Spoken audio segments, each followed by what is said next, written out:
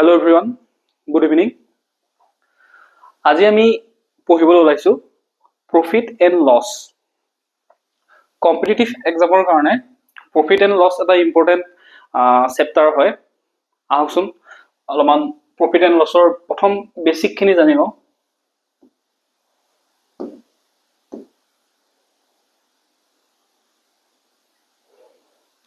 এইখিনি আপোনালোকে জানেই, প্ৰফিট মানে লাভ, লছ মানে লোকচান। প্ৰফিট এণ্ড লছত কেইটামান গুৰুত্বপূৰ্ণ কিৱৰ্ড আছে। এই কিৱৰ্ড কেইটা হৈছে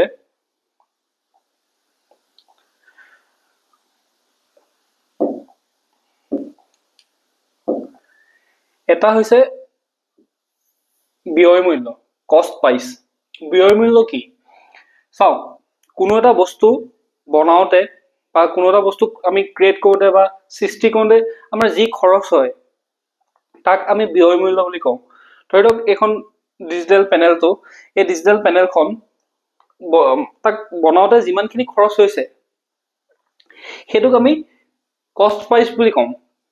আৰু ছেকেণ্ডটো হৈছে বিক্ৰী মূল্য।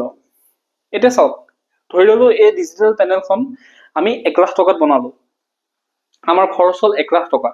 কিন্তু আপুনিতো 1 লাখ টকাত সেইখন নেবেচে, কাৰণ আপোনাৰ খৰচে হৈছে 1 লাখ টকা। আপুনি এইখন বেচিলে 1,20,000 টকাত বেচিব, 1,30,000 বেচিব বা 1,10,000 যিমানত বেচিলে, 1 লাখতকৈ সদায় ওপৰতে বেচিব আপুনি চেষ্টা কৰিব সদায়। তো সেই যিটো তাৰ খৰচ হোৱাৰ মূল্যটো হৈছিলে আপোনাৰ 1 লাখ।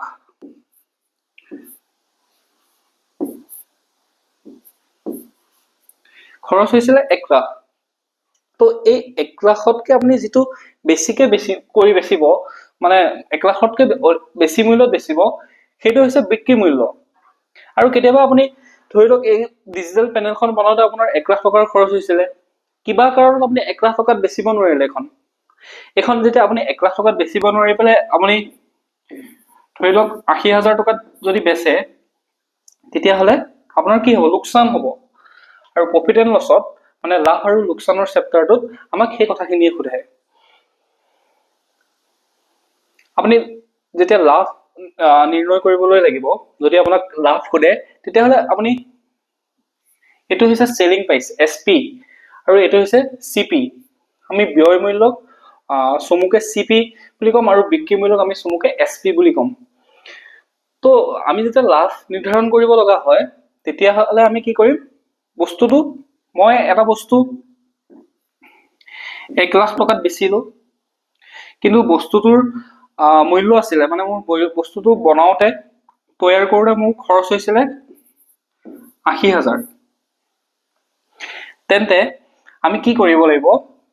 1 লাখ টকাত আমি বস্তুটো বেচিলো আৰু খৰচ হৈছিলে 80,000 টকা। তেতিয়া আমাৰ লাভ নিৰ্ণয় কৰিব হ'লে চেলিং প্ৰাইজৰ পৰা, অৰ্থাৎ বিক্ৰী মূল্যৰ পৰা আমি ব্যয় মূল্যটো বিয়োগ কৰি দিম। তেতিয়া আমি তাত কিমান প্ৰফিট হ'ল সেইটো গম পাম। আৰু কেতিয়াবা এই লাভটো আপোনালোকক পাৰ্চেণ্টেজত সুধিব পাৰে, বিশেষকৈ প্ৰফিট এণ্ড লছত আপোনাক পাৰ্চেণ্টেজতে সুধিব, মানে লাভ কিমান হ'ল বা লোকচান কিমান হ'ল। কাৰণ এইটো এনেধৰণে সংখ্যাত সুধিব গ'লে তেনে সহজ, কাৰণ সকলোৱে পাৰিব। এইটো সাধাৰণ, মই বেছিক কুৱেশ্যন কেইটামান লৈ আহিছোঁ, তাতে দেখাই দিম, আপোনালোকে গম পাবই। আৰু লছটো কেনেধৰণে নিৰ্ধাৰণ কৰিব? লছটো হৈছে কষ্ট মূল্য, অৰ্থাৎ বস্তুটো বনাওঁতে আপোনাক 1 লাখ টকা লাগিছিলে, বস্তুটো তৈয়াৰ কৰোঁতে আপোনাক 1 লাখ টকাৰ খৰচ হৈছিলে, আপুনি বস্তুটো বেচিলে 80,000 টকাত। অৰ্থাৎ বস্তুটো তৈয়াৰ কৰোঁতে আপোনাৰ 1 লাখ টকাৰ খৰচ হৈছিলে, কিন্তু আপুনি বস্তুটো বিক্ৰী কৰিব পাৰিলে কিমান টকাত? 80,000 টকাত। তেতিয়া আপোনাৰ লোকচান হ'বনে নহয়? অৰ্থাৎ আমি কি কৰিম? লোকচান উলিয়াবলৈ হ'লে আমি কষ্ট প্ৰাইচৰ পৰা চেলিং প্ৰাইচটো মাইনাছ কৰি দিম, কিন্তু লাভ উলিয়াবলৈ হ'লে আমি চেলিং প্ৰাইচটোৰ পৰা কষ্ট প্ৰাইচটো মাইনাছ কৰিম। ঠিক আছে? তো ইয়াতে চাওক,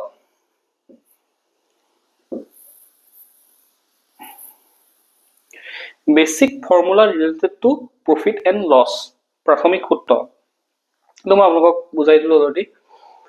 আৰু প্ৰফিট এণ্ড লছ, ইয়াতে কেতিয়াবা আপোনাক প্ৰফিট বা গেইন, অৰ্থাৎ এইটো পাৰ্চেণ্টেজত সুধিছে, মানে বস্তু এটা কিমান পাৰ্চেণ্ট আপোনাৰ লাভ হ'ল ইমান টকাত বেছি, তেনেকুৱা সুধিব পাৰে।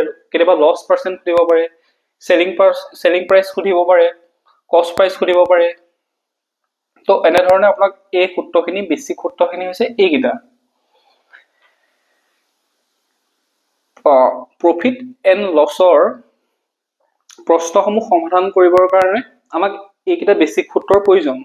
কিন্তু মই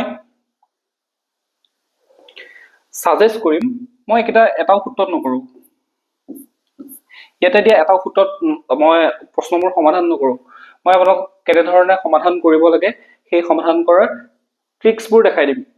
চাওক, আপুনি যদি এনেধৰণে গোটেইবোৰ সূত্ৰ যদি মনত ৰাখি থাকিব বিচাৰে, তেতিয়া আপোনাৰ কি হ'ব, এক্সাম হলত আপুনি যদি এটা পাহৰি যায়, আপুনি সেই কুৱেশ্যনটো ছল্ভ কৰিব নোৱাৰিব। কিন্তু মই আপোনাক একদম বেছিক কোৰ কনচেপ্টটো যেতিয়া শিকাই দিম, আপোনাক এই সূত্ৰবিলাকৰ প্ৰয়োজন নাই। আপুনি যেতিয়া বস্তুটোৰ মানে বেছিক কথাটো বুজি পাই যাব, বেছিক কথাটো বুজি পোৱাৰ লগে লগে আপুনি সূত্ৰবিলাক মনত নাৰাখিলেও হৈ যায়। তেতিয়া আপুনি সমাধান কৰিব পাৰিব, কেনেধৰণে সমাধান কৰিব লাগে। সেই বস্তুটো মই আপোনালোকক তেনেধৰণে দেখাম। মই সূত্ৰবিলাক মনত ৰখাই পেলাই এনেধৰণে সমাধান নকৰোঁ, আৰু এনেধৰণে সমাধান আপুনি লং টাইম কৰিব নোৱাৰে। পৰীক্ষাৰ কাৰণে আপুনি পঢ়িছিলে, ধৰি লওক মনত ৰাখিলে যেনে তেনে, তাৰ মাজত আকৌ পৰীক্ষা গ'ল, আকৌ পাহৰিলে, আকৌ নেক্সট পৰীক্ষা আহিল, আকৌ মনত ৰাখিব। তো আপুনি সেই চাইকেলটোত পৰি যাব। সেয়ে আমি বেছিক যেতিয়া কোৰ বস্তুটো, ভিতৰৰ বস্তুটো আমি যেতিয়া জানি ল'ম, জানি লোৱাৰ পিছত আমাক সূত্ৰবিলাকৰ প্ৰয়োজন নাই। এনেধৰণৰ এই সূত্ৰবিলাক আপুনি নিজে নিজে বনাই ল'ব পাৰিব।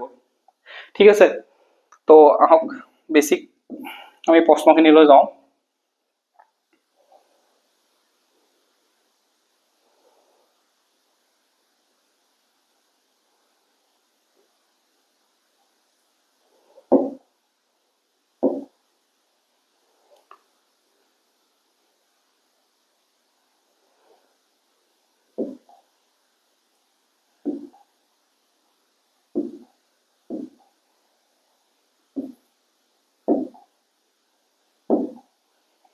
এইকেইটা একদম সৰু সৰু ল'ৰা ছোৱালীয়ে কৰিব পৰা প্ৰশ্ন।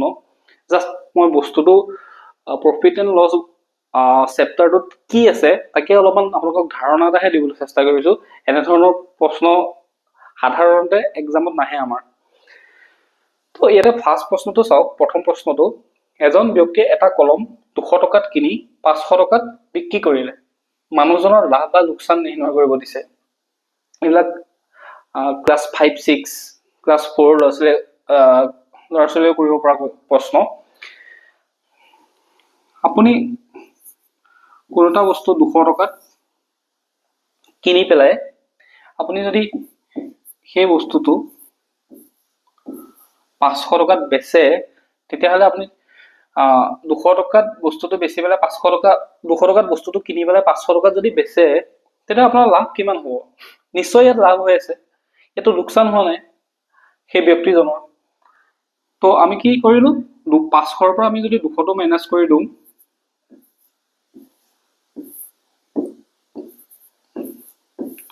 অৰ্থাৎ ব্যক্তিজনে 300 টকা লাভ পালে। কিন্তু দেখা দেখি 200 টকাত বস্তুটো কিনিছে, কিনি পেলাই 500 টকাত বেচি দিছে, অভিয়াছলি লাভ হ'ব, ইয়াত লোকচান হোৱাৰ প্ৰশ্নই নাহে। ঠিক তেনেধৰণে ছেকেণ্ড প্ৰশ্নটো চাওক। ৰহিমে এখন বাইক 5 লাখ টকাত কিনি 4 লাখ টকাত বিক্ৰী কৰি দিলে। ৰহিমৰ লাভ বা লোকচান কিমান হ'ল? ইয়াতে ৰহিম নামৰ ব্যক্তিজনে বাইক এখন 5 লাখ টকাত কিনিছিলে। তেওঁ কি কৰিলে, সেই বাইকখন 4 লাখ টকাত বিক্ৰী কৰিলে। 5 লাখ টকাত কিনি পেলাই 4 লাখ টকাত বিক্ৰী কৰিলে। তেন্তে ইয়াত কি হ'ব? ইয়াতে ৰহিমৰ অভিয়াছলি লোকচান হ'ব। বস্তুটো 5 লাখ টকাত কিনিছে, কিনি পেলাই আপোনাৰ 4 লাখ টকাত বিক্ৰী কৰিছে। অভিয়াছলি 1 লাখ টকাৰ ৰহিমৰ লোকচান হৈ আছে নে নাই? এটা ৰহিমৰ লোকচান হ'ব 1 লাখ টকা। তো নেক্সট প্ৰশ্নলৈ যাওঁ।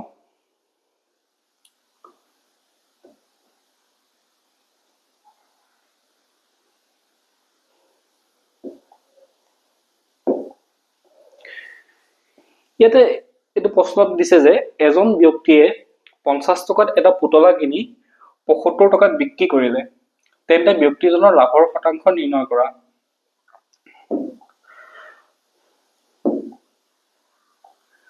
চাওক, এজন ব্যক্তিয়ে 50 টকা দি এটা পুতলা কিনিছিলে, তেওঁ কি কৰিলে, পুতলাটো ৭৫ টকাত বিক্ৰী কৰি দিলে, তেন্তে ব্যক্তিজনৰ লাভৰ শতাংশ নিৰ্ণয় কৰিব দিছে। এইটো আমি কৰিব লাগিব। ব্যক্তিজনে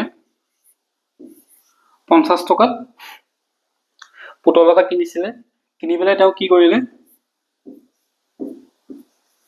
৭৫ টকাত বিক্ৰী কৰিলে।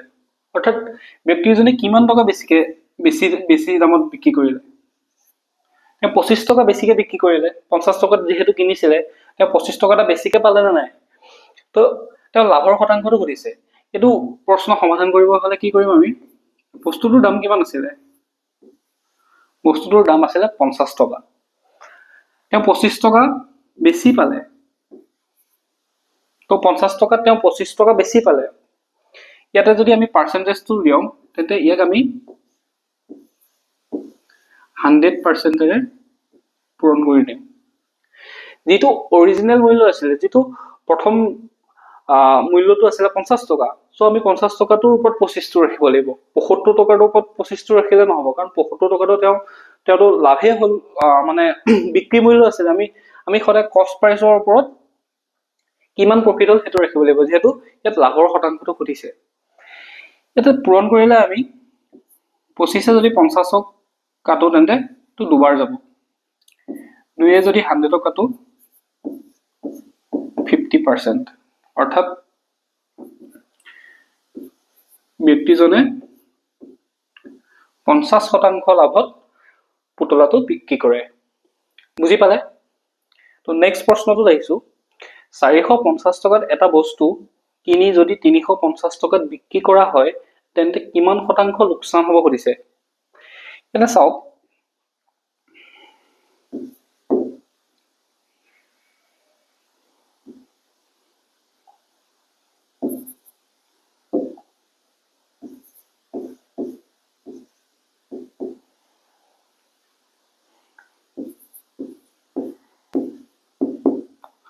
$৪৫০ টকাত কিনিলে, মানে বস্তুটোৰ কষ্ট প্ৰাইচ কিমান, কষ্ট প্ৰাইচ আপোনাৰ ৪৫০ টকা। তেওঁ কিমান টকাত বিক্ৰী কৰিলে, বস্তুটোৰ চেলিং প্ৰাইচ কিমান, ৩৫০ টকা। অৰ্থাৎ ব্যক্তিজনে ৪৫০ টকাত বস্তু এটা কিনিছিলে, কিনি তেওঁ ৩৫০ টকাত বিক্ৰী কৰি দিলে।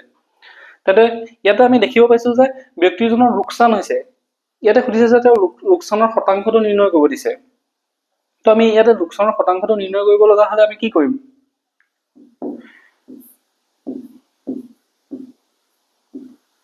ব্যক্তিজনৰ বস্তুটোৱে ৪৫০ টকা আছিলে কষ্ট প্ৰাইচ, তেওঁ কিমান টকা লোকচান খালে, তেওঁ ১০০ টকা লোকচান খালে।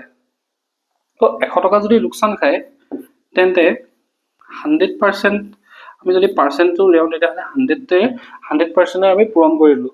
৪৫০ টকাৰ ওপৰত ১০০টো ৰাখি আমি 100%ৰে পূৰণ কৰিলোঁ, কাৰণ আমাক ইয়াত শতাংশ নিৰ্ণয় কৰিব দিছে। শতাংশটো কিমান শতাংশ লোকচান হ'ল নিৰ্ণয় কৰিব দিছে। তো ইয়াক যদি আমি সমাধান কৰোঁ, কাটা গ'ল ১০ ২ ৯,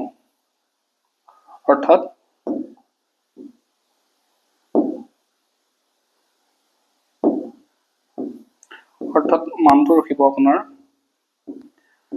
২০০/৯। ২০০ক যদি আমি ৯ হৰণ কৰোঁ,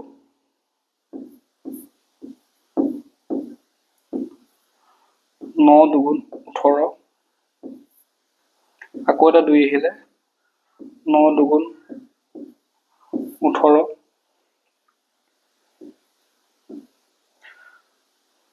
৯ দুগুণ ১৮, তাৰপিছতে আপোনাৰ ২০ আহিলে, ৯ দুগুণ, অৰ্থাৎ ব্যক্তিজনৰ লোকচানৰ শতাংশটো হ'ব 22.2%। ইয়াতে চাওক, আপোনালোকে কেনেধৰণে এইটো সমাধান কৰিছো দেখিছে। ৪৫০ৰ ওপৰত আমি ১০০টো ৰাখিলোঁ, ১০০টো ৰখাৰ পিছত আমি ইয়াক কটা কুটা কৰিলোঁ। কটা কুটা কৰাৰ লগে লগে কি আহিলে, ৫-এ ১০ক দুবাৰ গ'ল 5 5 45 ইয়াত ওপৰত 200 ৰ'ল তলত 9 ৰ'ল তো 9 আমি যদি 200ক কটা কৰো তেতিয়াহ'লে 22.2% হ'ব এটো আপোনালোকে যদি স্ক্ৰিনশ্বট ৰাখিব বিচাৰে ৰাখি ল'ব পাৰে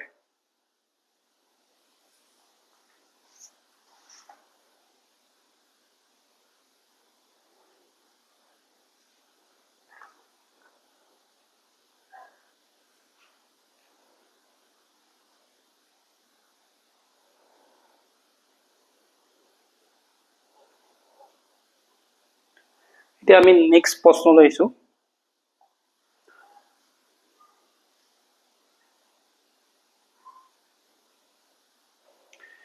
নেক্সট প্ৰশ্নটো আপোনালোকক খুদিছে যে এটা কলমৰ ব্যয় মূল্য যদি 40 টকা আৰু কলমটো 20% লাভত যদি বিক্ৰী কৰা হয় তেন্তে বিক্ৰী মূল্য কিমান হ'ব প্ৰশ্নটোৰ দ্বাৰা আমি বুজিব পাৰিছো যে কলমটোৰ দাম ক্ষমা কৰিব এটো 20 নহয় এটো 80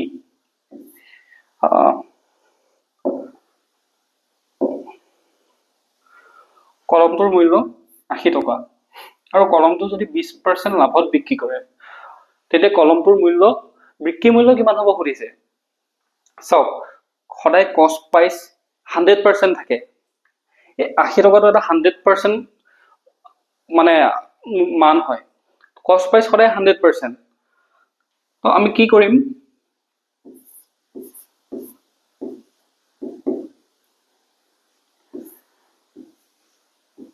80 টকা যদি 100% ৰ মান হয় এটা কলমটো কিমান পাৰ্সেন্ট লাভত বিক্ৰী কৰিব 20% লাভত বিক্ৰী কৰিব অৰ্থাৎ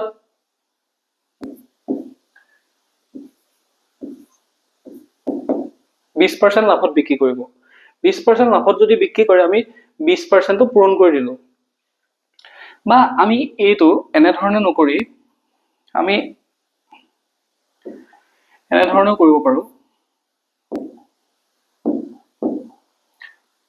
কলমটোৰ দাম আছিল 80 টকা কলমটো ব্যয় মূল্য আছিল 80 টকা কষ্ট প্ৰাইস আছিল 80 টকা 80 টকা 100% ৰ মান হে 80 টো ওপৰ ৰাখি তলত 100% এত কিমান পাৰ্সেন্ট লাভত বিক্ৰী কৰিব 20% অৰ্থাৎ আগতে বস্তুটোৰ মান আছিল 100% এটা সেই ব্যক্তিজনে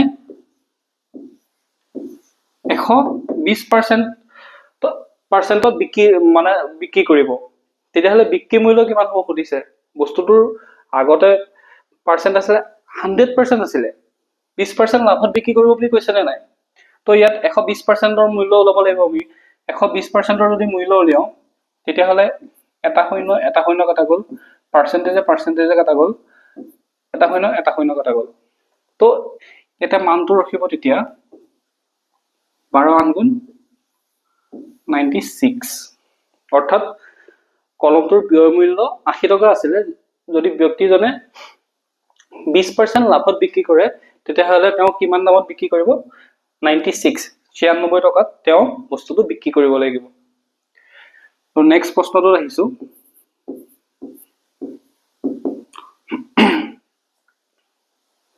এটা বস্তু যদি 40 টকাত বিক্ৰী কৰি 15% লাভ পোৱা যায় তেন্তে কলমটোৰ ব্যয় মূল্য কিমান আছিল মানে কলমটো 40 টকাত বিক্ৰী কৰিবলৈ তেওঁ কিমান পাৰ্সেন্ট লাভ পালে 15% লাভ পালে অৰ্থাৎ সেই 40 টকাটো কিমান পাৰ্সেন্টৰ মান আপোনালোকে জানে নে 40 টকাটোৰ মান হৈছে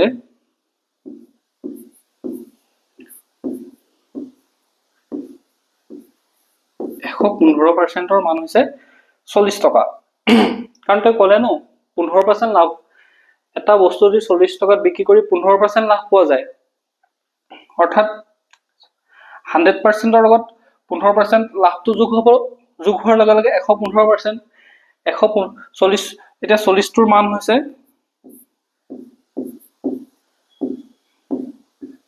115 তেন্তে কলমটোৰ ব্যয় মূল্য নিৰ্ধাৰণ কৰিব দিছে ব্যয় মূল্য মানে কষ্ট প্ৰাইস এটা বস্তুৰ কষ্ট প্ৰাইস কষ্ট সদায় 100% সম্পূৰ্ণ থাকে 100% থাকিব তো আমি কি কৰিব লাগিব 100% এ পূৰণ কৰিব লাগিব 100% এ যদি আমি পূৰণ কৰো তেতিয়াহলে এটো সমাধান কৰিলে আমি পাম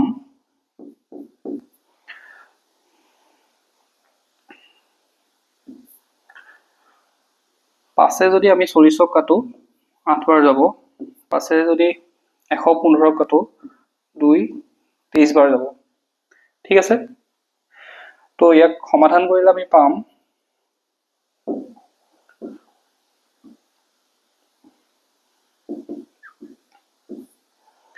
ওপৰত আপোনাৰ 800 আৰু তলত আহিব 23 এটা 23 এ 800ক আমি পূৰণ কৰিব লাগিব তো পাৰ্চেন্টেজ চিন কাটা গ'ল 23 এ যদি 800ক হৰণ কৰো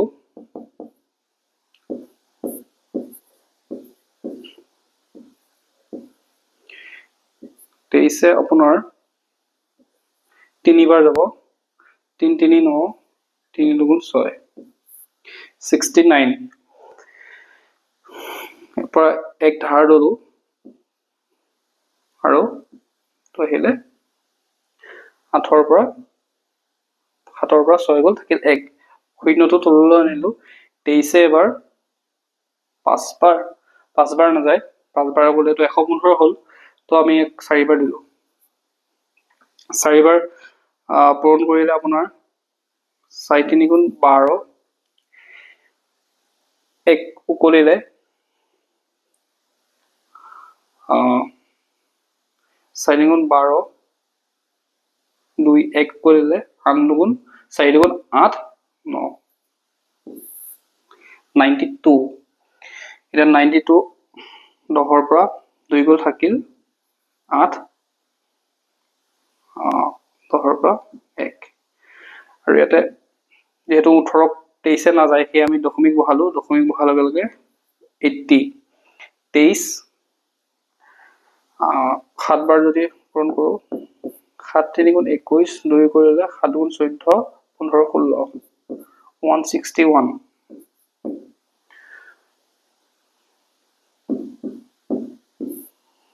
আৰু এটো দশমিকতে বহিব হে আমি আৰু ইমান পূৰণ হৰণ কৰি নাথাকো আমি গম পালো যে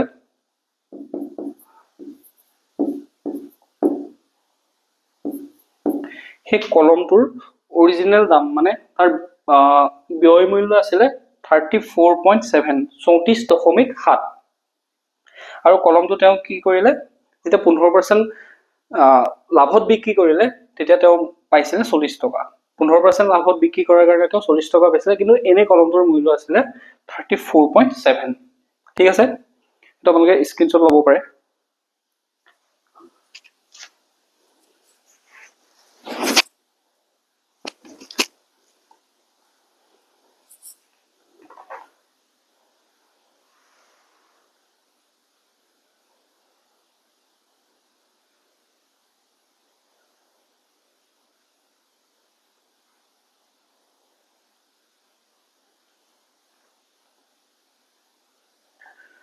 Next প্ৰশ্নত যাওঁ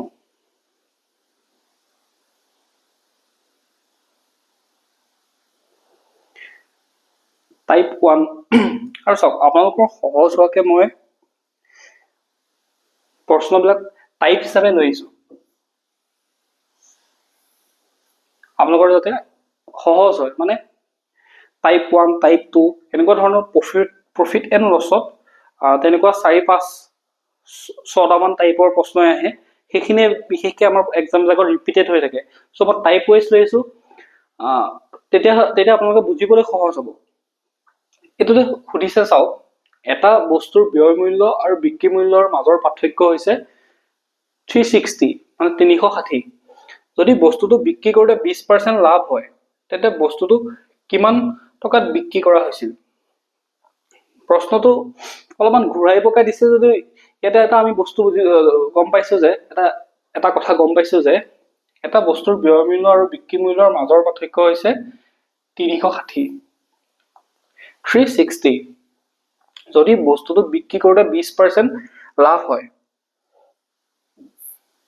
তেন্তে বস্তুটো কিমান টকাত বিক্ৰী কৰা হৈছিল অৰ্থাৎ ব্যয় মূল্য সিপি আৰু এসপি সেলিং প্ৰাইস ইয়াৰ মাজৰ পাৰ্থক্য হৈছে কিমান ইয়াৰ মাজৰ পাৰ্থক্যটো হৈছে 360 360 কিন্তু বস্তুটো কিমান বিক্ৰী কৰোঁতে 20% লাভ হৈছে মানে এই 360 টোৰ মান হৈছে 20%। গম পাইছেনে কথাটো? বস্তুটোৰ CP আৰু SP মাজৰ ডিফাৰেন্সটো কিমান গৈছে 360। চাওক CP সদায় 100% থাকে। এই 360 যে বেচিছে তো 20% লাভ হৈছে বুলি কৈছে না, বিক্ৰী কৰোঁতে 20% লাভ হৈছে মানে 100% CP আছিলে, ইয়াক কিমান পাৰ্চেন্ট লাভত বিক্ৰী কৰিলে 20%, অৰ্থাৎ 120%ত বিক্ৰী কৰিলে। 120%ত যদি বিক্ৰী কৰে ইয়াৰ মাজৰ ডিফাৰেন্সটো কিমান হ'ল 20% হ'ল, আৰু সেই 20%ৰ মানটোৱে 360 বুলি কৈ আছে 360 টকা। এতিয়া বস্তুটোৰ SP উলিয়াব দিছে, অৰ্থাৎ সেলিং প্ৰাইচটো উলিয়াব দিছে কিমান টকাত বিক্ৰী কৰা হৈছিল। সেইটো যদি আমি সমাধান কৰোঁ, চাওক বস্তুটোৰ 20%ৰ মান হৈছে 360, বস্তুটোৰ 20%ৰ মান হৈছে 360। এতিয়া আমাক কি উলিয়াব দিছে বিক্ৰী মূল্যটো উলিয়াব দিছে, অৰ্থাৎ সেলিং প্ৰাইচটো উলিয়াব দিছে। সেলিং প্ৰাইচৰ পাৰ্চেন্টেজটো কিমান হ'ব 120%, অৰ্থাৎ 120%ৰ মানটো আমাক লাগে, 120%ৰ মানটো আমাক লাগে। তেতিয়াহ'লে আমি কি কৰিম, ইয়াক সমাধান যদি কৰোঁ পাৰ্চেন্টেজে কাটা গ'ল,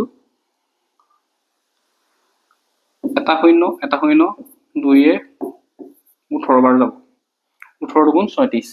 এতিয়া আমি 18 পূৰণ 120 যদি কৰোঁ তেতিয়াহ'লে আমি বস্তুটোৰ বিক্ৰী মূল্যটো আমি গম পাম। এইটো আমি যদি পূৰণ কৰোঁ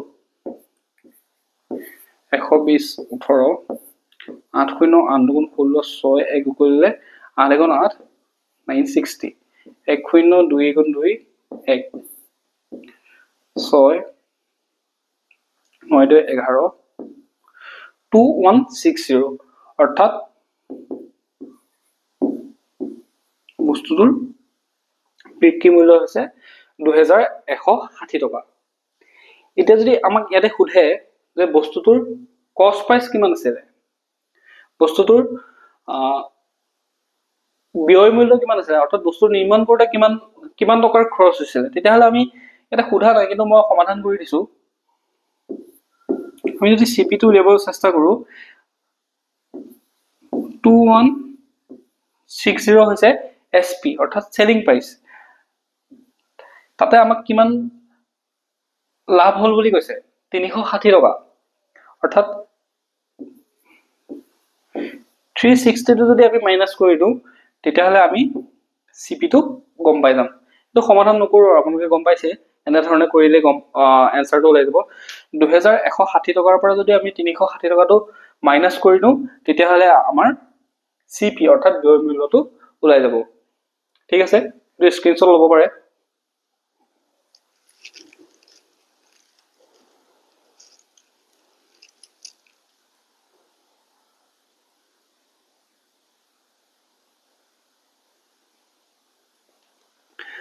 মই এই প্ৰশ্নটোৱে আৰু অন্য এটা মেথডতো আপোনালোকক দেখাই দিওঁ।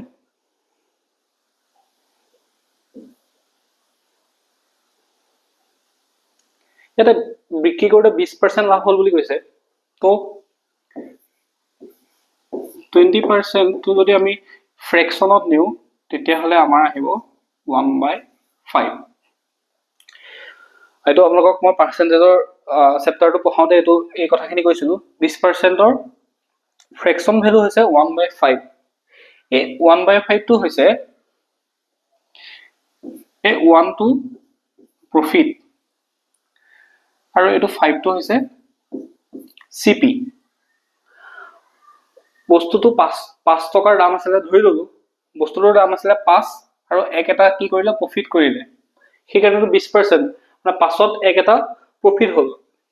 5টো হৈছে কষ্ট প্ৰাইচ আৰু 1টো হৈছে প্ৰফিট।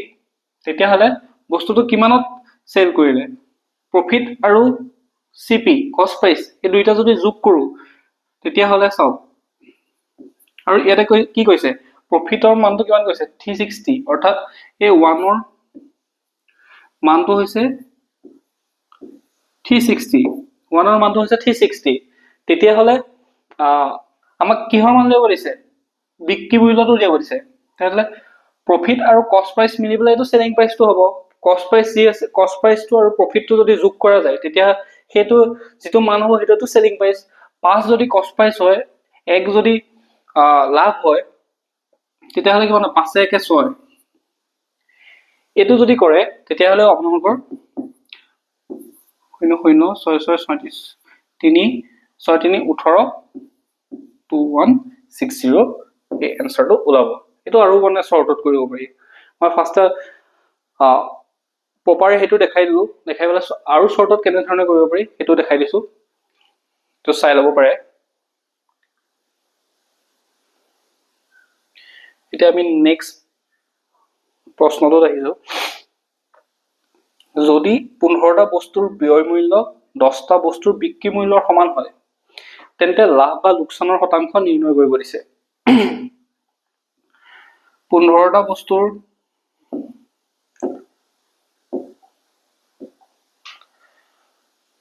15টা বস্তুৰ কি কৈছে ব্যয় মূল্য 15টা বস্তুৰ ব্যয় মূল্য 10টা বস্তুৰ বিক্ৰী মূল্যৰ সমান তেন্তে কিমান লাভ বা লোকসান হল সেই শতাংশটো নিৰ্ণয় কৰিব দিছে এটো সমাধান কৰিবলৈ হলে চক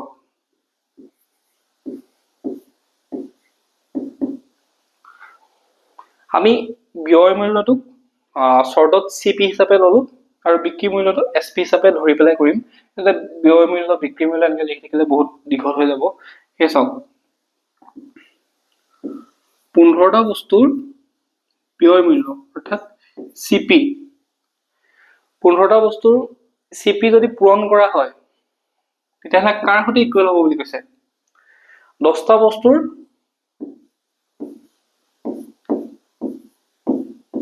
এসপি সৈতে 15টা বস্তুৰ সিপি যদি আমি পূৰণ কৰো 15টা বস্তুৰ যদি কষ্ট প্ৰাইস অৰ্থাৎ ব্যয় মূল্যটো যদি আমি পূৰণ কৰি যেটো মান পাও হেতু কাৰ সৈতে সমান হ'ব বুলি কৈছে ইকুৱেল হ'ব বুলি কৈছে 10টা বস্তুৰ এসপি বিক্ৰী মূল্য অৰ্থাৎ 10টা বস্তুৰ বিক্ৰী মূল্য যদি পূৰণ কৰো এই দুইটা মানটো সমান হ'ব বুলি কৈছে এই দুইটা সমান হ'ব বুলি কৈছে তেতিয়াহলে ইহঁতৰ লাভ বা লোকসান কিমান হৈছে খুদিছে এটো যদি আমি সমাধান কৰো CP by SP equal to 10 আৰু SP 15 ইয়াতে আপোনালোকে চাওক মই এটো কেনেকৈ CP by SP কৰিলো ইমানখিনি জানিব লাগে কিন্তু এনে ধৰণে যদি থাকে ইয়াৰ মানটো সদায় এটো হ'ব আৰু ইয়াৰ মানটো সদায় এটো হ'ব ইটো হিটোৰ অপোজিট মানটো হ'ব আমি যেতিয়া এনে ধৰণে কৰি লম কৰাৰ পিছত CP 10 SP 15 এতিয়া লাভ বা লোকসানৰ শতাংশ নিৰ্ণয় কৰিব দিছে আমি লাভ বা লোকসান কিহৰ ওপৰত মানে নিৰ্ধাৰণ কৰিব পাৰিম কিহৰ ওপৰত ডিপেন্ড কৰি পৰা আমি লাভ বা লোকসান নিৰ্ণয় কৰিব পাৰো আমি সদায় কষ্ট প্ৰাইসৰ ওপৰত আমি সদায় CP ৰ ওপৰত লাভ বা লোকসান নিৰ্ণয় কৰিব পাৰিম আপুনি বস্তু এটা নিৰ্মাণ কৰোতে বা বস্তু এটা বনাওতে আপোনাৰ যেটো খৰচ আছে তাৰ ওপৰতে আপুনি লাভ বা লোকসান তো নিৰ্ধাৰণ কৰিব আপুনিটো বস্তুটো কিমান দামত বিক্ৰী কৰে তাৰ ওপৰতো কেতিয়াও আপুনি লাভ বা লোকসান নিৰ্ধাৰণ নকৰে তো চাওক এতিয়া আমি গম পালো যে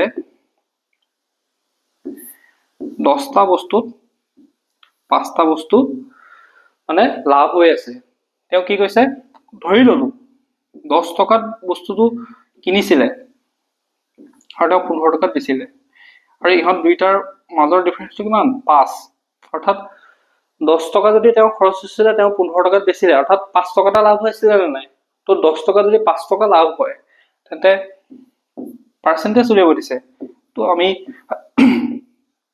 100% আমি পূৰণ কৰিলো 100% আমি পূৰণ কৰাৰ লগে লগে 5 এ 10ক দুবাৰ 2 এ 50 100 50 50% অৰ্থাৎ তেও লাভ হ'ব 50% লাভ হ'ব তেও 50% লাভ হ'ব তো স্ক্ৰিনশ্বট ল'ব পাৰে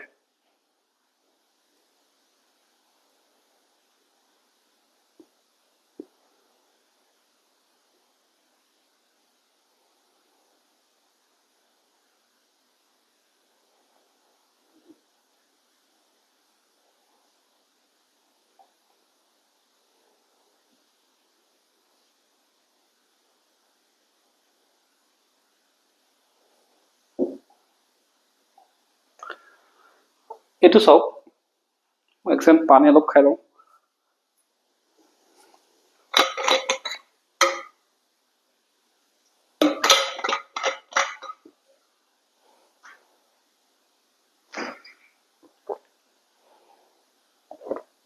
এইটো টাইপ 2 টাইপ 2 এনেকুৱা ধৰণৰ প্ৰশ্ন আহিব পাৰে যদি এজন ব্যক্তিয়ে তেওঁৰ বিক্ৰী মূল্যৰ ওপৰত লাভৰ শতাংশ নিৰ্ণয় কৰে তেন্তে তেওঁ লাভৰ শতাংশ 20% তেন্তে তেওঁ প্ৰকৃত লাভ নিৰ্ণয় কৰিব দিছে মানে প্ৰশ্নটোত কি ক'ব বিচাৰিছে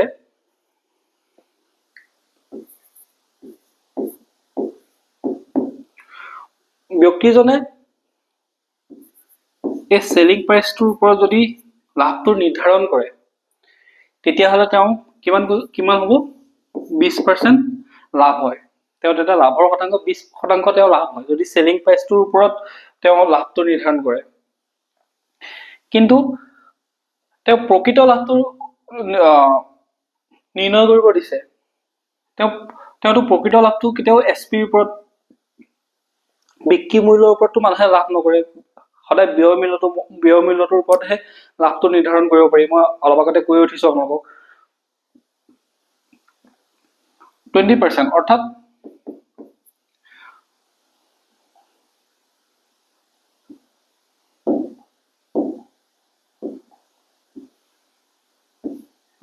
টুৱেণ্টি পাৰ্চেণ্টৰ আপোনাৰ ফ্ৰেকশ্যন ভেলু কিমান 1/5 অৰ্থাৎ তেওঁ কি কৰিছে 5টো যদি এছপি 1টো হ'ব প্ৰফিট তেওঁ এছপিৰ ওপৰত তেওঁ প্ৰফিটটো মানে নিৰ্ধাৰণ কৰি আছে কিন্তু আমাক কৈছে যে এছপিৰ ওপৰত প্ৰফিটটো নালাগে আমাক চিপিৰ ওপৰত লাগে অৰ্থাৎ কষ্ট প্ৰাইচ ব্যয় মূল্যৰ ওপৰত আমাক প্ৰফিটটো কিমান লাগে একচুৱেল প্ৰফিটটো তেতিয়াহে গম পাম এটোটো একচুৱেল প্ৰফিট হোৱা নাই তো আমি কি কৰিব লাগিব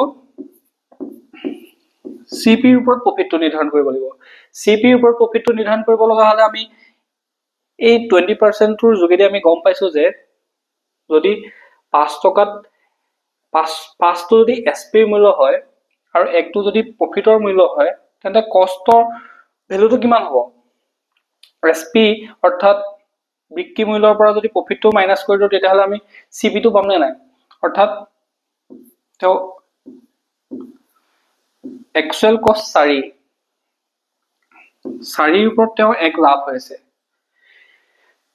তেতিয়াহলে এটো যদি আমি শতাংশত লাভটো বিচাৰো তেতিয়া আমি 100% ৰে পূৰণ কৰি দিলো কাৰণ আগৰটো তেওঁ কি কৰি আছে এছপিৰ ওপৰত প্ৰফিট উলিয়াই আছিল এছপিৰ ওপৰতটো প্ৰফিট নহয় আৰু 1/4 টো কেনেকৈ পালো চাওক 5টো যদি এছপি হয় 1টো যদি প্ৰফিট হয় প্ৰফিটটো আমি এছপিৰ পৰা মাইনাস এছপিৰ পৰা মাইনাস কৰি দিলে আমাৰ সিপিটো ওলাবলৈ নাই অৰ্থাৎ ব্যয় মূল্যটো ওলাবলৈ নাই অৰ্থাৎ তেওঁ ব্যয় হৈছিল 4ৰ ওপৰত তেওঁ 1 লাভ হৈছে ন 4ৰ ওপৰত 1 লাভ হলে তেওঁ 100% আমি পূৰণ কৰিলো তেতিয়াহলে ইয়াৰ মানটো পালো 25% অৰ্থাৎ তেওঁ একচুৱেল লাভ 25% আছে একচুৱেল লাভ তেওঁ বিক্ৰী মূল্যৰ ওপৰত লাভ 20% হৈছিলে কিন্তু প্ৰকৃত তেওঁ লাভ হৈছে 25% এটা স্ক্ৰিনশ্বট ল'ব পাৰে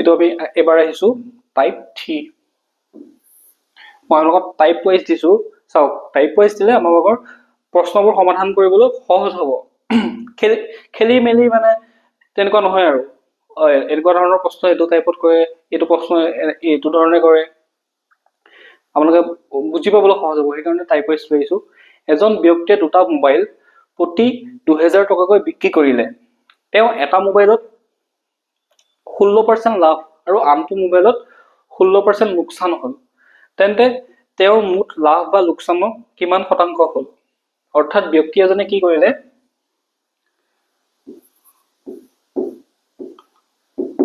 ব্যক্তি এজনে দুটা মোবাইল কিনিছিলে দুটা মোবাইল বিক্ৰী কৰিলে, দুটা মোবাইল আছিলে, এটাত তেওঁ 2000 টকা,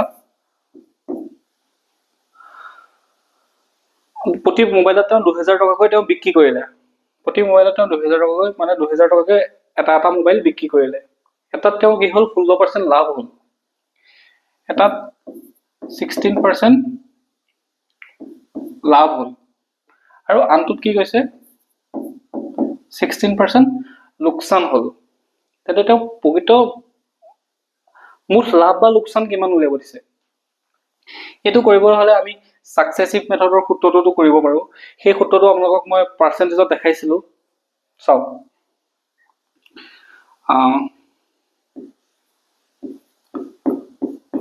আমি দুটা মেথডত সমাধান কৰিম। সাকসেসিভ মেথডৰ সূত্ৰটো মতে যদি আমি যাওঁ তেতিয়াহ'লে 16% এটা প্ৰফিট হৈছে বুলি কৈছে, আৰু এটা কি কৈছে 16% লোকচান হৈছে বুলি কৈছে।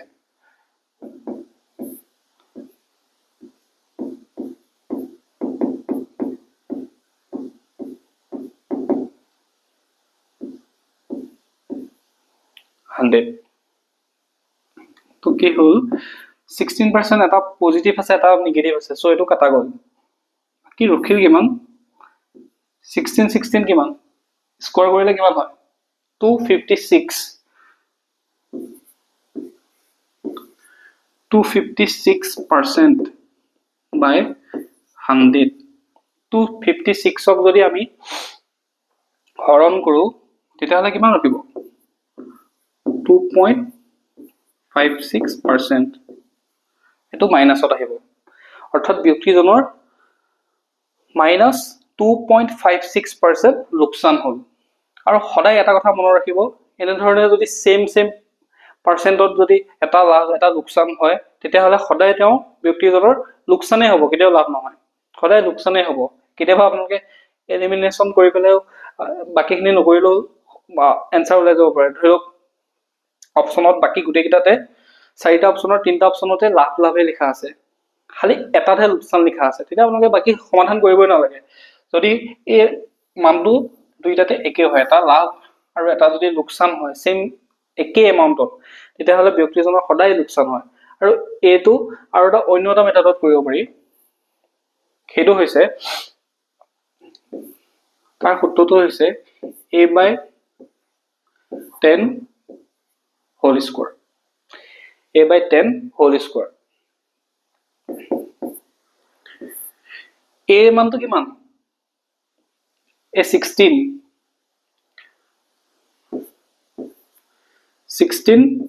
into 16 by 10 into 10 যেহেতু স্কোয়ার্ড আছিলে, এটা পজিটিভ আৰু এটা নিগেটিভ আছে নাই, তো ইয়াৰ মানটো সেই আলটিমেটলি গৈ এইটোৱে ওলালগে,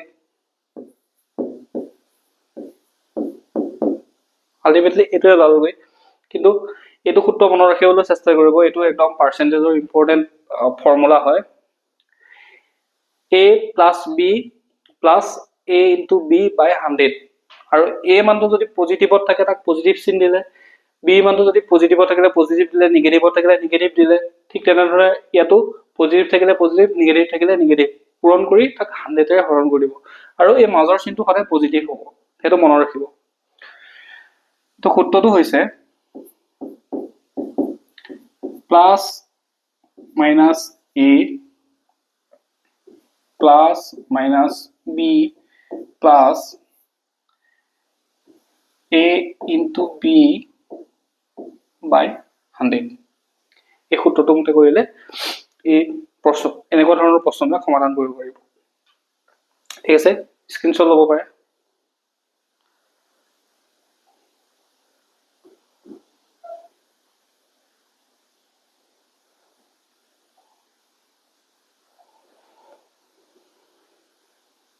এইটো প্ৰশ্ন চাওক, টাইপ 4। এজন ব্যক্তিয়ে এটা টিভি 61/2% লাভত বিক্ৰী কৰিলে। যদি তেওঁ 1250 টকা বেছিকৈ দামত বিক্ৰী কৰিলেহেঁতেন, তেওঁ এইবাৰ 19% লাভ হ'লহেঁতেন, তেন্তে টিভিটোৰ ব্যয় মূল্য কিমান? এইটো অলপমান ঘূৰাই পকাই প্ৰশ্নটো সুধিছে এইটো কেনেধৰণে সমাধান কৰিব এজন ব্যক্তিয়ে টিভি এটা কিনিছিলে তেওঁ কি কৰিলে 6/1/2 এইটো যদি আমি সমাধান কৰিব চেষ্টা কৰো 6/1/2 6/1/2% অৰ্থাৎ 6/1/2% টো যদি আমি দশমিকত লৈ যাওঁ ডেসিমেলত লৈ যাওঁ 6×12 13/2 6.5 ইয়াৰ ডেসিমেল ভ্যালুটো হৈছে 6.5 এজন ব্যক্তিয়ে এটা টিভি 6.5% লাভত যদি বিক্ৰী কৰিলে যদি তেওঁ 1250 টকা বেছিকৈ দামত বিক্ৰী কৰিলেহেঁতেন তেওঁ এবাৰ 19% লাভ হ'ল তেওঁ আগৰবাৰ কিমান লাভ হৈছিলে এটো হৈছে ফাৰ্স্ট তেওঁ ইমান দামত বিক্ৰী কৰিছিলে তেওঁ যদি 19% দামত বেছিকৈ 19% যদি বেছিকৈ বিক্ৰী কৰিলেহেঁতেন তেতে তেওঁ কিমান টকা লাভ হ'ব বুলি কৈছে 1250 তেওঁ বেছি পালেহেঁতেন হেটো কৈ আছে তেতে টিভিটোৰ ব্যয় মূল্য সুধি আছে চাওক এটো একদম মই ধুনীয়াকৈ সহজ একদম সাধাৰণভাৱে আপোনালোকক বুজাই দিছো মই আগত কৈ আহিছো যে কষ্ট প্ৰাইস সদায় 100% কষ্ট প্ৰাইস সদায় 100% অৰ্থাৎ ব্যক্তিজনে কি কৰিলে তেওঁ 100 টকাৰ বস্তুটো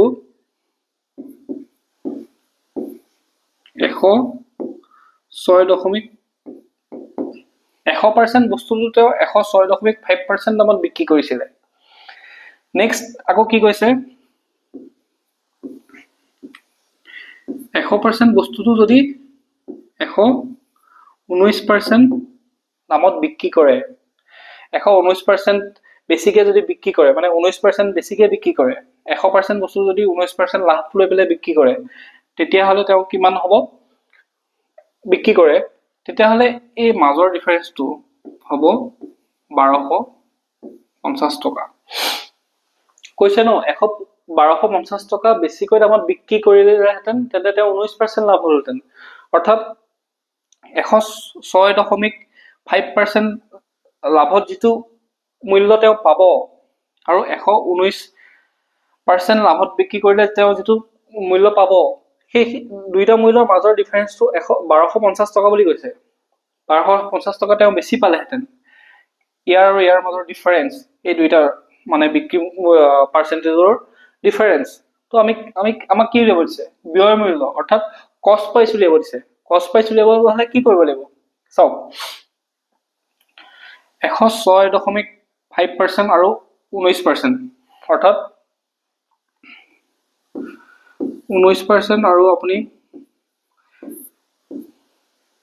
ইয়াৰ মাজৰ যদি ডিফাৰেন্সটো উলিয়ায় তেতিয়া হলে এটো 12.5% হ'ব 12.5% হ'ব ঠিক আছে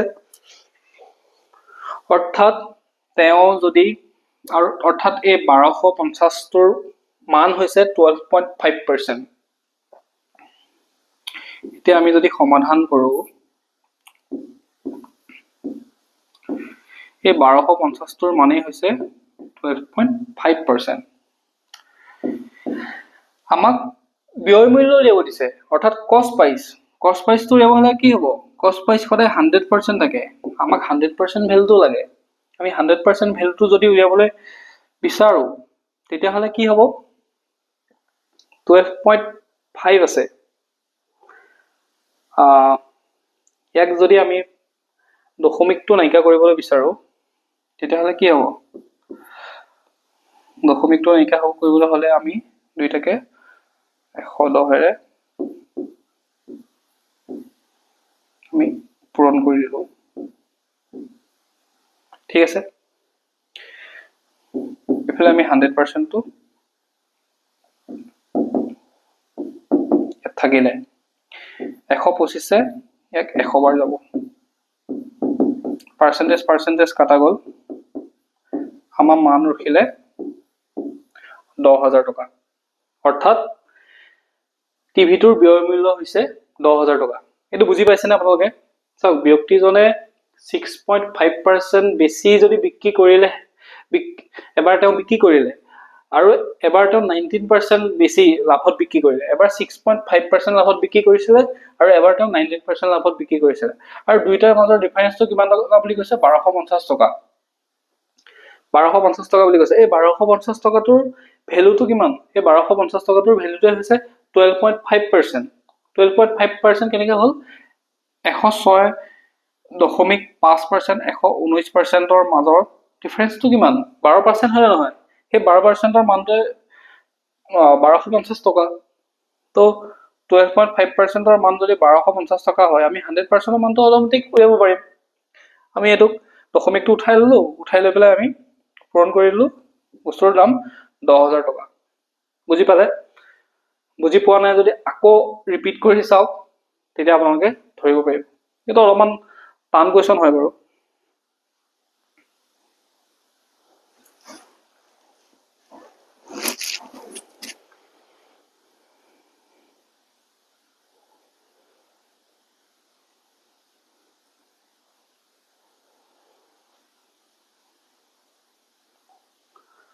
নেক্সট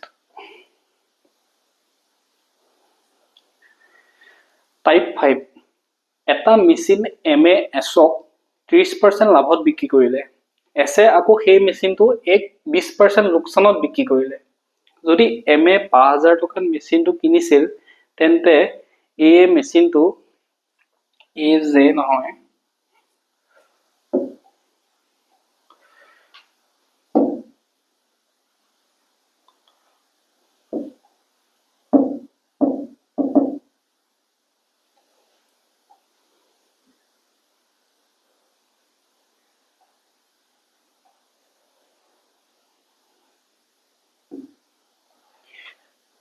কিনিছিল তেন্তে এ মেচিনটো কিমান দামত কিনিলে এটো বহুত পাক লগাই দিছে কোৱেশ্চনটো কিন্তু আমি এক সহজত সমাধান কৰিবলৈ চেষ্টা কৰিম এটো যদি আমি x ধৰি পেলাই কৰো তেন্তে বহুত লম্বা হৈ যাব আমি x নধৰাকে কৰিম চাওক এমএ এছক 30% লাভত বিক্ৰী কৰিলে অৰ্থাৎ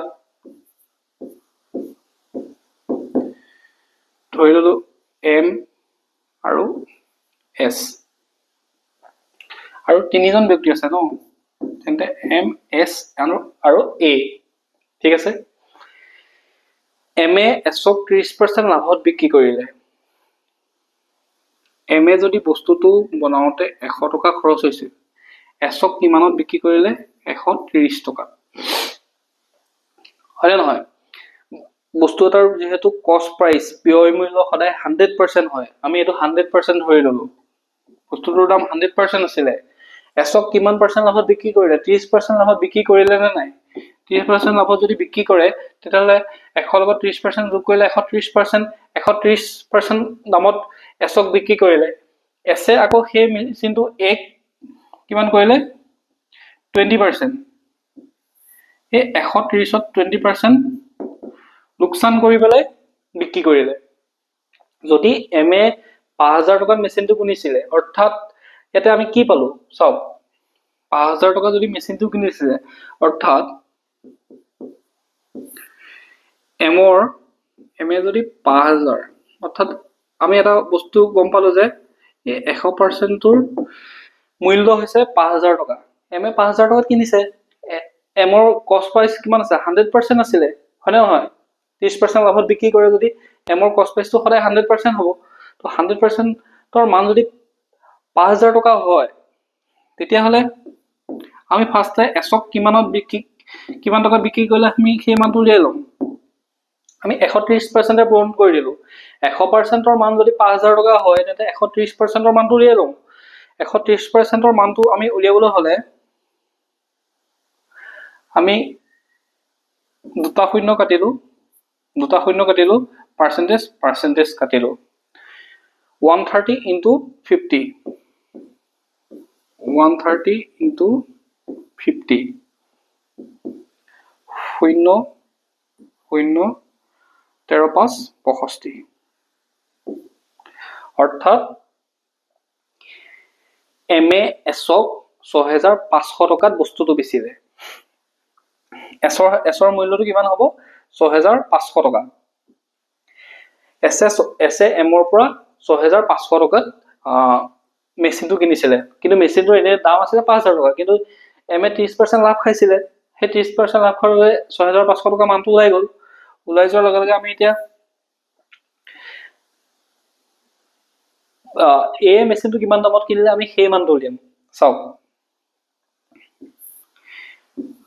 6500 টকা 6500 টকাটো এছৰ কাৰণে সেইটো কষ্ট প্ৰাইচ হ'বনে নহয় এছে যদি সেই বস্তুটো বিক্ৰী কৰিব যায় দোকানত এছৰ কাৰণে এই 6500 টকাটো এছৰ কাৰণে এই 6500 টকাটো কষ্ট প্ৰাইচ হ'বনে নহয় এছৰ এটো এছে যেহেতু এটো খৰচ কৰিছিলে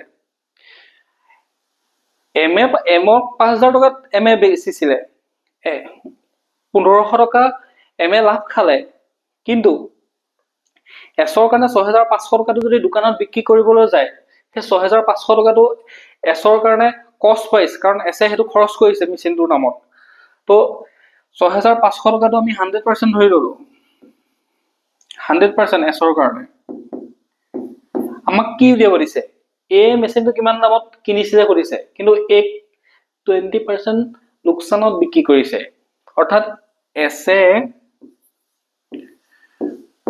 এছৰ মেচিনটোত খৰচ হৈছিলে 100% কিন্তু এছে কি কৰিলে 80% দামতহে বিক্ৰী কৰিব পাৰিলে কাৰণ 20% লোকসান হৈছে বুলি ক'লে ন তো আমি 80% ৰ মানটো মানে আমাক লাগে সো আমি কি কৰিলো দুটা শূন্য কাটিলো 65 into 80 percentage কাটা গ'ল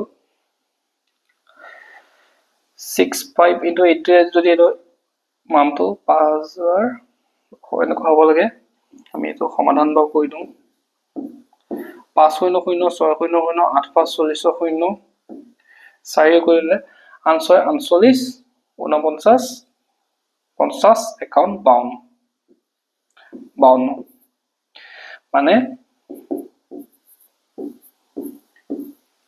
এ মেচিনটো 5200 টকাত এছৰ পৰা কিনিলে কিন্তু এছে কিমানত কিনিছিলে 6500 টকা আৰু 80% লোকসান হোৱাৰ কাৰণে এছে মেচিনটো 5200 টকাত বিক্ৰী কৰিব লগা হ'ল বুজি পালে অলপমান ভালকে ধ্যান দিলে বস্তুবিলাক বুজি পাব ইমানো টান কোনো ৰকেট সায়েন্স নহয় অলপমান মনোযোগ যদি দিয়ে মানে অলপমান ভিতৰত যদি সোমাই বস্তুটো ক্যালকুলেশন কৰিবলৈ চেষ্টা কৰে তেতিয়াহলে বুজি পাই যাব ইমান টান নহয় ঠিক আছে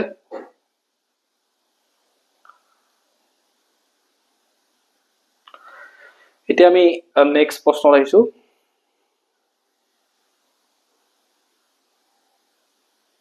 এটো টাইপ 6 এটো লাস্ট টাইপ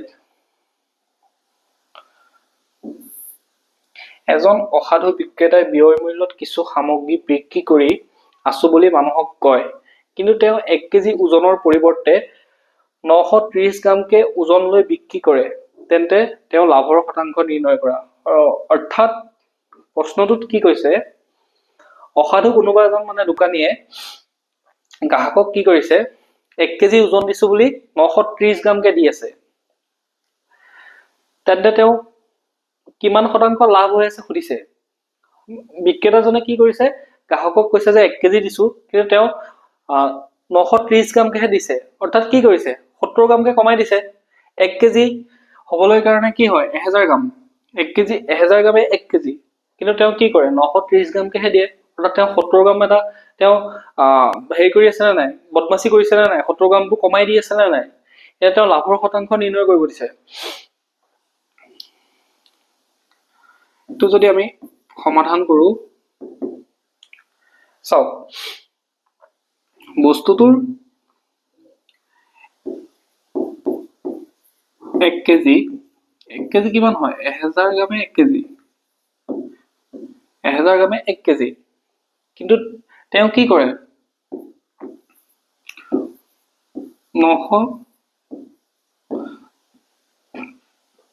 930 গ্ৰামকে তেওঁ ওজন লৈ বিক্ৰী কৰে তেওঁ কিমান গ্ৰাম তেওঁ মাৰি আছে কিমান 70 গ্ৰামকে তেওঁ ঠগি আছে গ্ৰাহকক। এতিয়া তেওঁ লাভৰ শতাংশ নিৰ্ণয় কৰিব দিছে। এতিয়া লাভৰ শতাংশটো নিৰ্ণয় কৰিব কেনেকে চাওক, আমি 1000ৰ ওপৰত পাৰ্চেন্টেজটো নিৰ্ধাৰণ কৰিম নে 930 গ্ৰামৰ ওপৰত নিৰ্ধাৰণ কৰিম কওকচোন? 1000 গ্ৰামৰ ওপৰত নিৰ্ধাৰণ কৰিম নে 930 গ্ৰামৰ ওপৰত নিৰ্ধাৰণ কৰিম? চাওক মই বাৰে বাৰে কৈ আছো, তেওঁ কষ্ট প্ৰাইচটোৰ ওপৰত তেওঁ লাভৰ শতাংশটো নিৰ্ণয় হ'ব সদায়। তেওঁ কষ্ট প্ৰাইচটোৰ ওপৰত সদায় কষ্ট প্ৰাইচ অৰ্থাৎ ব্যয় মূল্যৰ ওপৰত সদায় লাভৰ শতাংশ নিৰ্ণয় হ'ব। তেওঁ চেলিং প্ৰাইচৰ ওপৰত লাভৰ শতাংশ নিৰ্ণয় নহয়। তেওঁ কিমান কৰিছে, তেওঁ 930 গ্ৰামকেহে তেওঁ দিছে। 930 গ্ৰামত তেওঁ যদি 70 গ্ৰাম এটা যদি তেওঁ মাৰে ঠগে 70 গ্ৰাম এটা যদি মাৰি দিয়ে, ইয়াক যদি আমি 100% যদি উলিয়াবলৈ চেষ্টা কৰো, তেতিয়াহ'লে আমি 100% পূৰণ কৰি দিলো। 100% আমি পূৰণ কৰি দিয়াৰ লগে লগে আমি ইয়াক যদি সমাধান কৰো, এটা শূন্য কাটিলো, এটা শূন্য কাটিলে আমাৰ থাকিলে মানটো আপোনাৰ 793। ঠিক আছে, 793% এইটো লাভত তেওঁ বিক্ৰী কৰি আছে। ইয়াক আমি অলপমান ডেচিমেলত লৈ যাওঁ। 700 যদি 93 হৰণ কৰে 7 আন গুণ হলে বেছি হ'ব। 93 7 3 21 1 2 কৰিলে 9 7 গুণ 63 64 65 7 বাৰ যাব 651 49।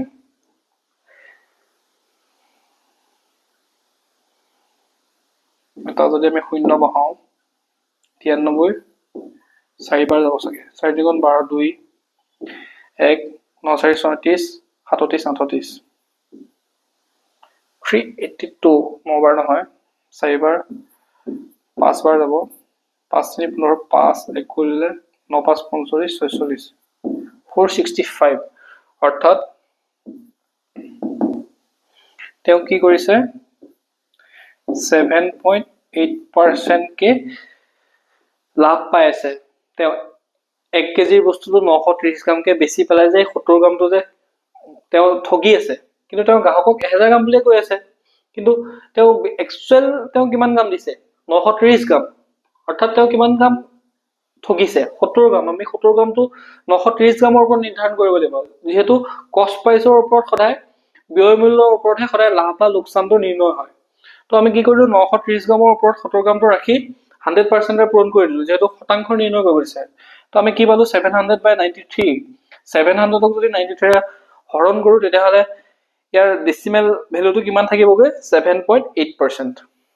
ঠিক আছে, তেন্তে আজিৰে প্ৰফিট এণ্ড লছৰ ইমানেই। আপোনালোকে আকৌ এবাৰ যদি ভালকে যদি বুজি পোৱা নাই তেতিয়াহ'লে কমেন্ট কৰিব, নহলে ভিডিওটো এবাৰ চাব, আকৌ ৰিপিট কৰি চাব। ৰিপিট কৰি থাকিলে আপোনালোকে এনেই বুজি পাব। আৰু এটা কথা মই জনাব লৈছো যে চাওক, কম্পিটিটিভ এক্সামৰ কাৰণে যিমানখিনি মানে আমাক সমলৰ প্ৰয়োজন, বিশেষকে মই সেই গোটেইখিনি সমল আপোনালোকৰ কাৰণে আনিবলৈ চেষ্টা কৰি আছো। মই পিপিটি বনাই আছো।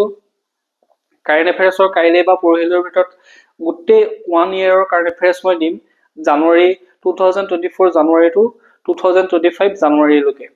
এক বছৰ, সেই এক বছৰৰ কাৰেণ্ট এফেয়াৰ্ছ এবাৰ দুবাৰ চাই দিব। চাই দিয়াৰ পিছত আপোনাৰ কাৰেণ্ট এফেয়াৰ্ছত যি 5 নম্বৰ 6 নম্বৰ আহে, 5টা 6টা কুৱেশ্যন আহে, আপুনি ইজিলি পাৰিব। সেইখিনি আনি আছো। বাকী মেথছটো আনি আছো, জিএছ আনি আছো, আছাম হিষ্ট্ৰী, মানে গোটেই আৰু জিএছৰ গোটেইখিনি কভাৰ কৰি আছো। ঠিক আছে, আজিলৈ ইমানে। Thank U.